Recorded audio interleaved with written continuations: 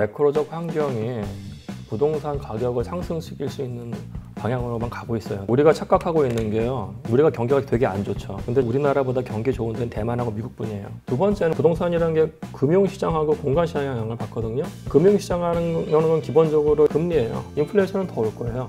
관세 전쟁 때문에. 그러면은 수입 물가 당연히 오를 거고 가격에 전가될 겁니다. 재밌는 건 인플레이션이 올 건데 우리는 어쩔 수 없이 금리를 내려야 돼요. 전 세계가 다 내리고 있거든요. 네. 금리가 떨어지면서 유동성도 확보가 돼요.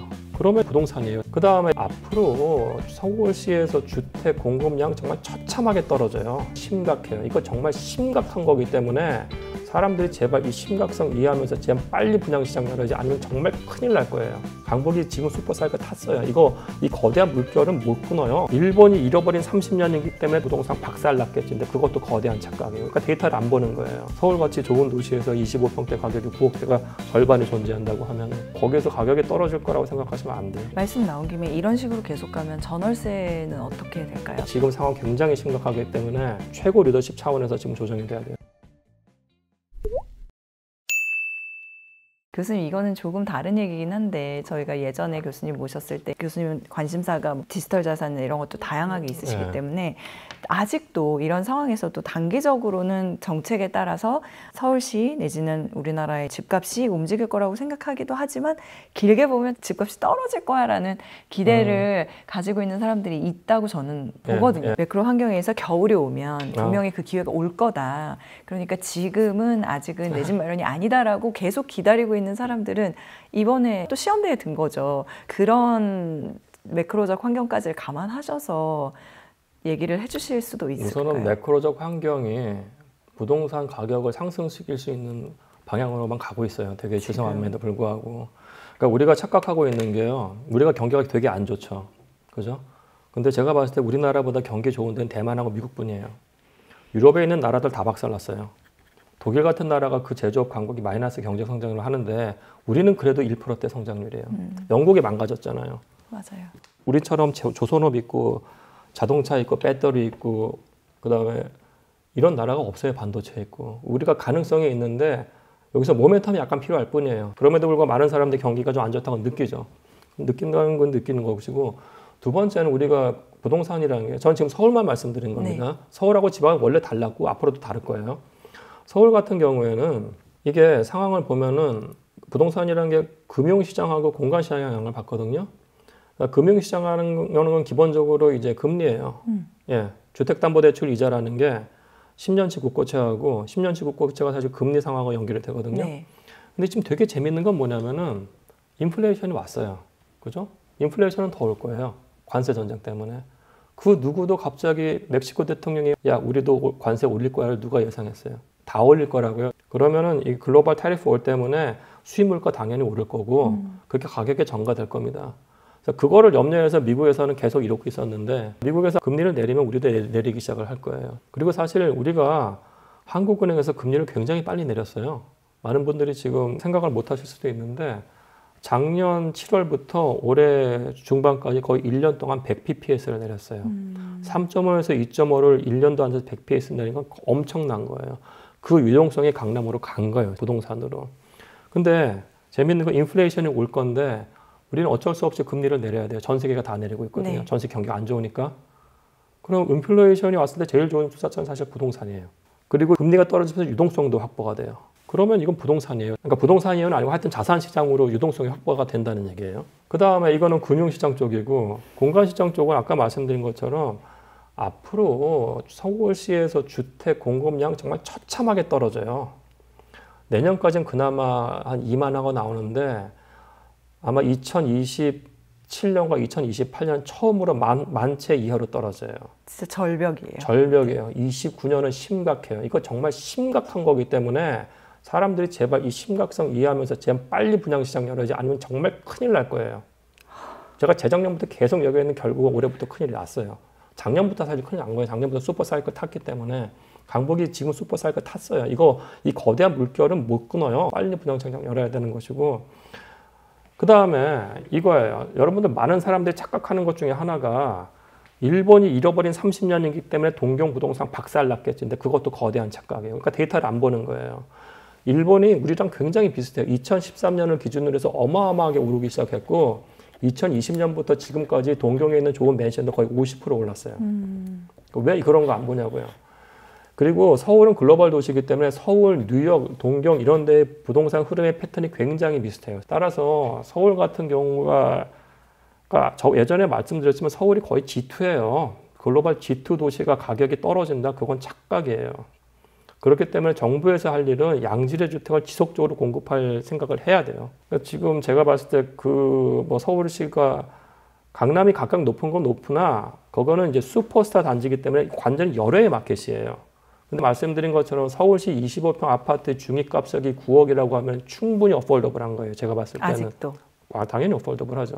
서울같이 좋은 도시에서 25평대 가격이 9억대가 절반이 존재한다고 하면은 따라서 거기에서 가격이 떨어질 거라고 생각하시면 안 돼요. 그런데 이제 9억대라고 했을 때는 말씀하신 대로 한 번쯤 살 수 있는 가격이지만 이게 이제 더 급격하게 오르게 될 가능성이 많다라고 말씀 주시는 거죠. 그렇죠. 강남이 폭등을 했기 때문에 우리가 항상 보면 누적 상승률로 봤을 때 강북도 따라가요. 그러니까 예를 들어서 그겁니다. 예전에 가격이 지금 저가가 한 5억이고 고가가 10억인데 얘가 20억이 됐다고 치자고 얘가 40억으로 가는 게 아니에요. 시간이 지나면 이게 5억짜리가 같은 상승률로 10억이 돼요. 다만 그 레벨의 차이가 5억에서 10억으로 벌어질 뿐이죠.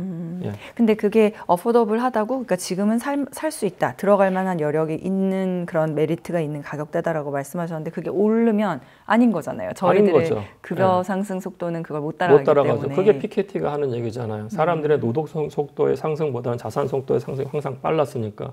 그렇기 때문에 정부 정책 당국자들이 그러니까 장기적으로 봤을 때는 우선은 양질의 공급을 주택을 계속 공급해야 된다는 거. 그게 가장 첫 번째이고 서울 같은 경우가 사실은 제가 봤을 때 지난번에 선거 이슈 때문에 뭐 좀 졸렬하게 뭐 김포를 서울에 파내 뭐 이런 얘기가 나왔었는데 서울이 좀 더 광역화될 필요가 있다고 개인적으로 생각해요.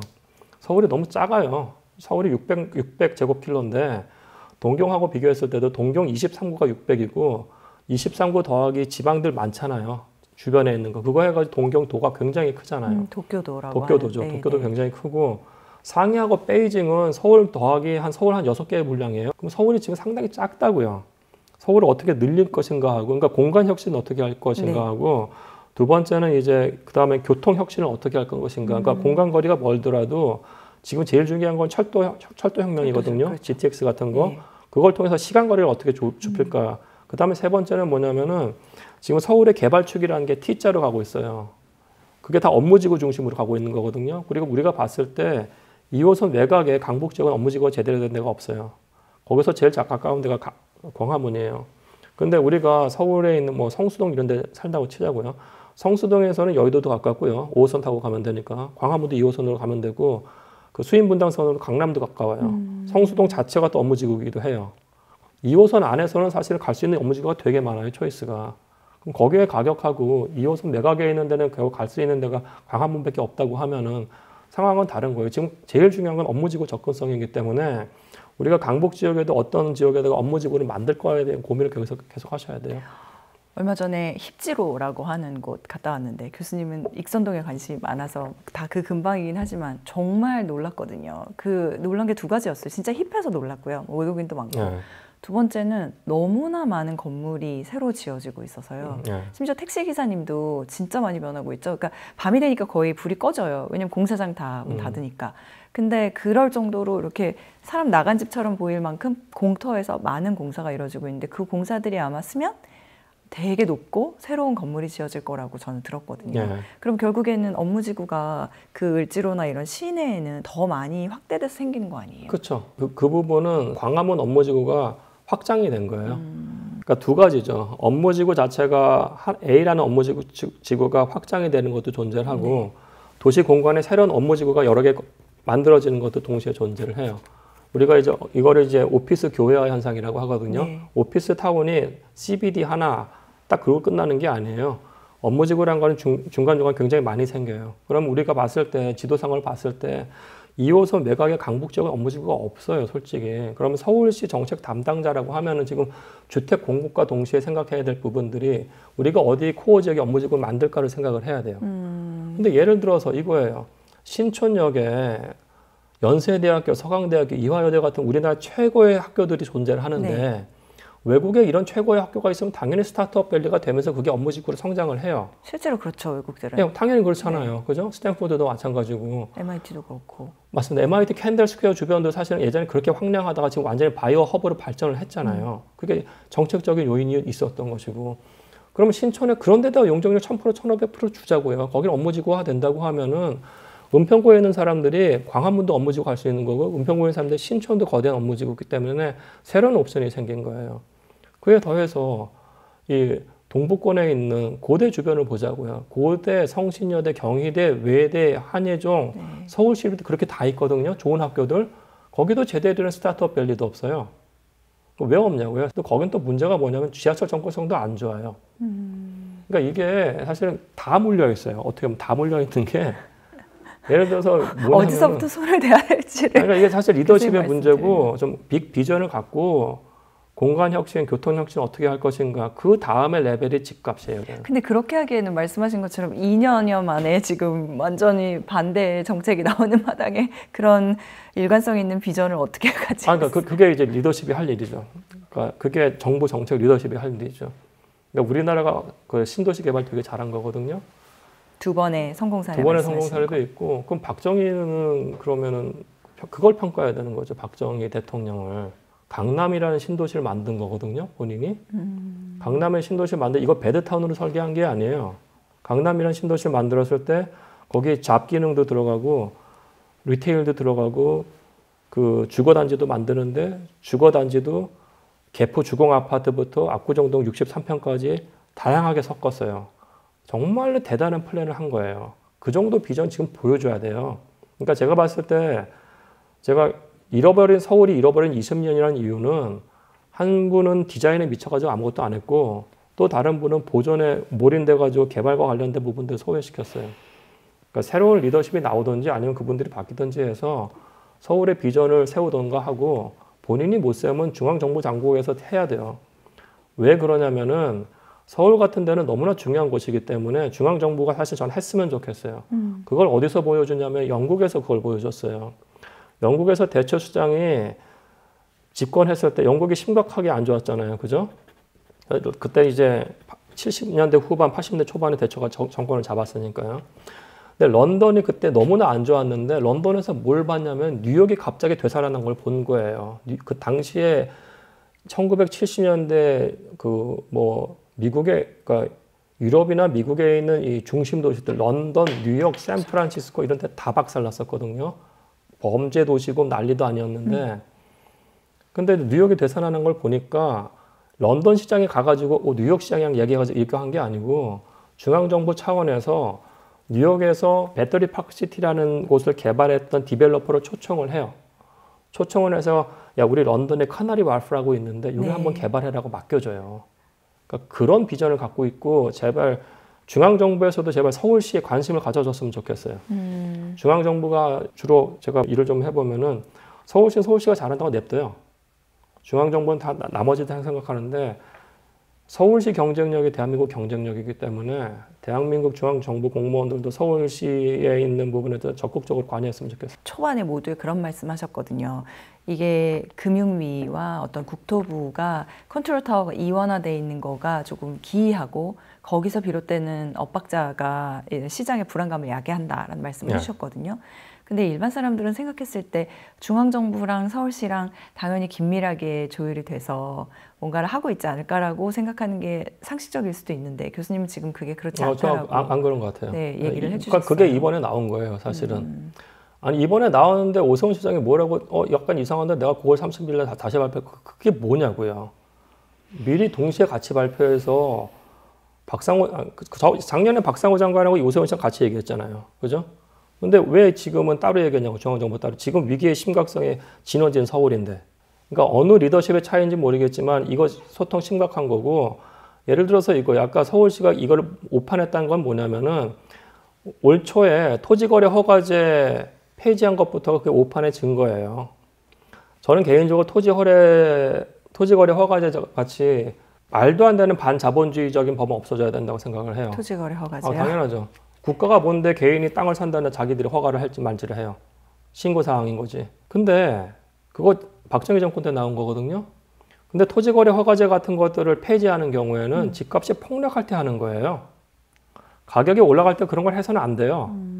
원칙이 맞더라도 상황을 봐가서 하는 거예요. 오세훈 시장이 어떤 생각을 하는지는 거기에 정확하게 나타나는 거예요. 상황의 심각성을 인지 못하는 게 바로 거기에요. 이번에 97 대책으로 서울 집값 못 갚는다라는 얘기를 한 거는 그래도 어느 정도 상황 인식을 하셨다라고. 아니 근데 본인이 여태까지 한 거를 생각을 하고 그 말씀을 하셨어야죠. 여태까지 그러니까 지금 아마 나중에는 아마 둘이서 핑퐁 게임을 할 것 같아요.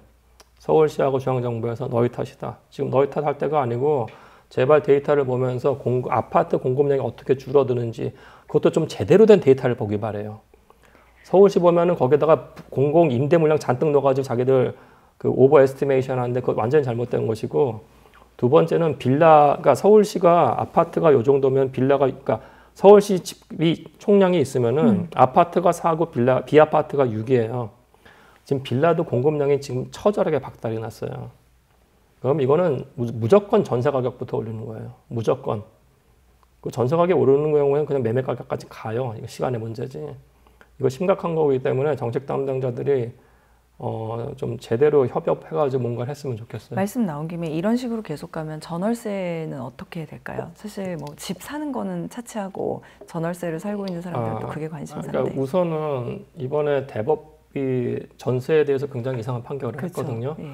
그럼 전세 제도가 위험한 거예요. 그리고 그게 법적으로도 위험한 게 여태까지 있었고요. 그러면 전세 제도가는 저는 사실 이건 무조건 반전세로 가야 된다고 생각을 해요. 최소한. 전세 제도 없애든지 반전세로 가든지 월세가 되든지.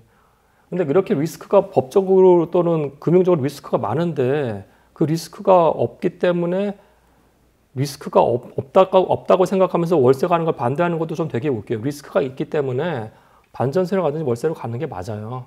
근데 이거는 하나의 원칙이고, 다만 이제 월세가 갑자기 올라가는 경우에 이제 중산층과 서민이 힘들어지는 거죠.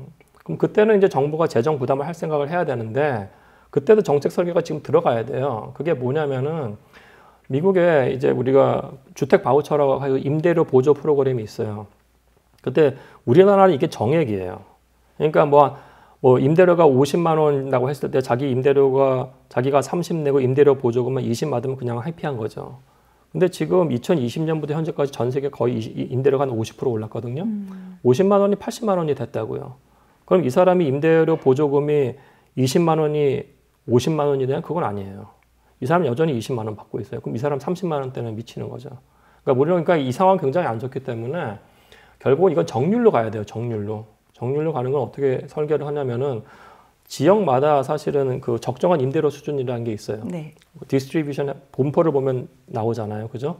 적정한 임대 수준이 있고, 그리고 한 절반, 그러니까 소득이 굉장히 낮은 사람들, 소득 군위에 뭐 한 하위 30 뭐 이렇게 한다고 했을 때 자기가 내는 소득이 있잖아요. 자기가 내는 소득의 30%는 자기가 임대료를 내고 나머지 부분을 미국에서는 그 임대료 보조를 받아요. 주택 바우처를. 그러니까 본인 소득이 가만히 있는데 임대가 갑자기 폭등을 했다. 그럼 임대료 보조가 더 늘어나는 거예요. 훨씬 안정적이죠. 네. 주거복지 차원에서. 다만 이게 어마어마한 정부 재정 부담으로 가요. 솔직히. 그래서 미국 건교부라고 할 수 있는 허드에서 이 주택 보조 프로그램이 재정 부담이 거의 50%예요. 그러니까 우리가 거기까지 가지 못하더라도 네. 지금 빨리 해야 될 부분들은 임대료 보조 프로그램을 작동을 하든지, 왜냐면은 임대료를 중앙정부건 공공기관에서 임대료를 컨트롤할 수 있는 물량이 우리가 너무너무 적어요. 너무너무 적기 때문에 이 물량도 개발해서 좀 확보를 했으면 하는 게 제 바람이고, 그에 더해서 이게 너무 적기 때문에 수요 차원에서 임대 보조 프로그램이 정률로 돌아가는 거를 좀 더 설계가 돼서 나왔으면 좋겠어요. 예, 이 얘기 없이 뭐 전세 폐지하고 월세를 갑시다도 굉장히 위험한 거예요. 이 질문을 드리려고 모신 건 절대 아닙니다만은, 사실 이제 정책과 관련된 이야기를 짚어보려고 오셨지만, 저희가 어쨌든 머니 온라인 또 시청자분들이 이 방송을 보시는 분들 중에서는 이제 내 집 마련에 대한 어쨌든 그런 필요성이 있으신 분들이 있을 거라고 생각을 해서 지금 이제 투기와 관련된 부분들은 많이 뭐 잡혔다라고 보여지고요. 이제는 실수요와 관련된 부분인데, 내가 집이 없이 아직 이제 전세나 월세를 살고 있는 경우라면 지금은 어떤 조언을 좀 막연하지만 해주실 수 있으실까요?